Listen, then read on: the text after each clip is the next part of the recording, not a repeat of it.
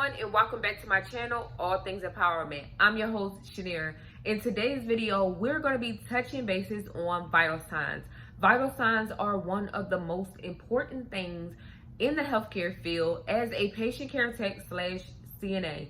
That is one of the job duties that you are required to do on every single patient you have, unless requiring otherwise. Sometimes you can do it more during the day for a certain patient than others, but vital signs are very important. So in this video, we're just going to touch base with vital signs. So if you want to hear more about vital signs, keep watching this video.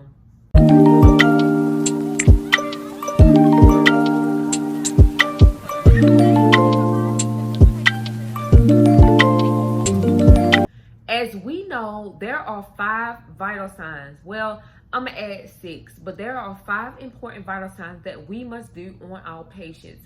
So let's get started.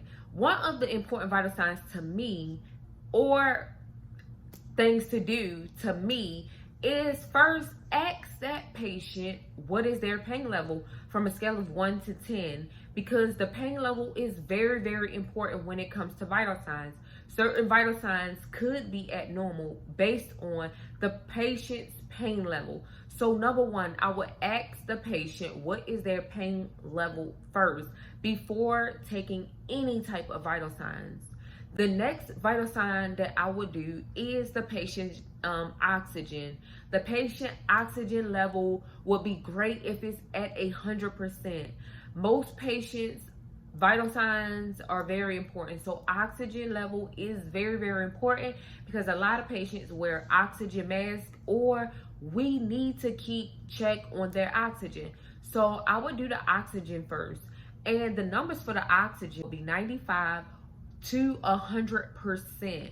95 to 100%, but 100 would be amazing. So oxygen would be one of the first things I would take on my patient. The next thing would be body temperature. So yes, temperature is very important because the higher your temperature is, that shows many signs of a patient body is fighting some type of germs or something. So it's very important to get the patient's temperature. A lot of times people use a thermometer that goes across your forehead, in your mouth, your rectum, under your arm, etc.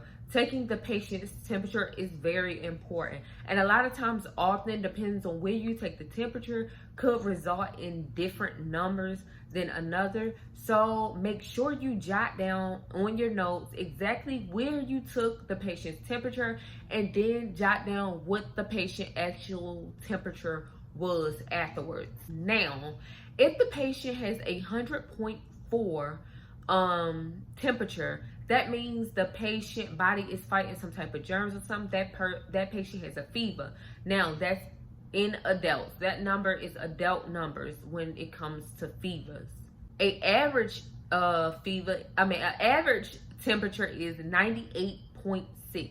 So remember that 98.6 is average. It's considered normal. So when you take a patient's temperature, make sure you're writing these things down. Normal would be 97, 99. 97 and 99 will be in the normal range for a actual temperature. But yes, that's a normal range. A heart rate. Now, when it comes to taking the patient heart rate / pulse, you will want to count 30 seconds. Then whatever your number you get after 30 seconds, you will definitely times it by 2. So 30 seconds times 2. Remember that, and that's how you get the number of the pulse of the patient. A lot of times we take the patient pulse by using 3 fingers and then pressing it right here on the wrist, and then not hard, as soft as possible, but enough to feel the heart rate.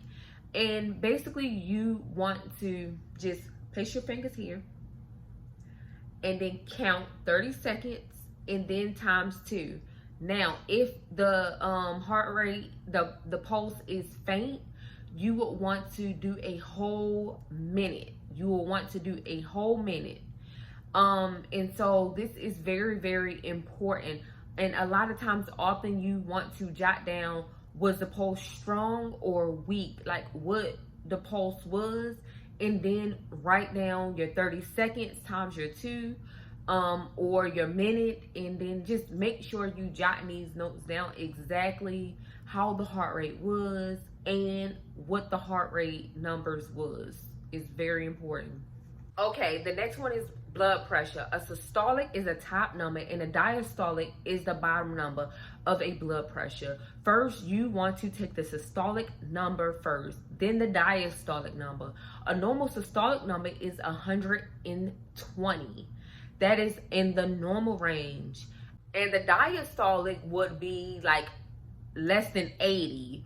So you guys, I will put these numbers of normal, not normal, as far as the blood pressure, but you want to make sure that you're jotting down the right numbers when it comes to vital signs, period. Blood pressure, temperature, oxygen, pulse, respiratory. All of those things are important, and it is very important to jot down notes on where and how you took it. Now, a lot of times people, like far as respiratory, they like taking the respiratory, the patient's respiratory by basically placing your hand here, getting on the right or left side of them and looking at like their clothes or their chest, and they breathe in and out. Every time they breathe in and then out, you want to count how many times. It adds up to 1. In, out, 1. So basically that's how you want to do respiratory. It seems more easier when you're standing on the side of the patient instead of in front of the patient. But you want to make sure all of these numbers are clear, wrote down clear, exactly where they were taking, whether the person was in pain, because vital signs are very important, especially when a nurse has to come in, look at vitals before giving the patient their meds. So you guys, I hope some of this helped you out. Like, I was all over the place, I know, but I hope some of this has helped you out.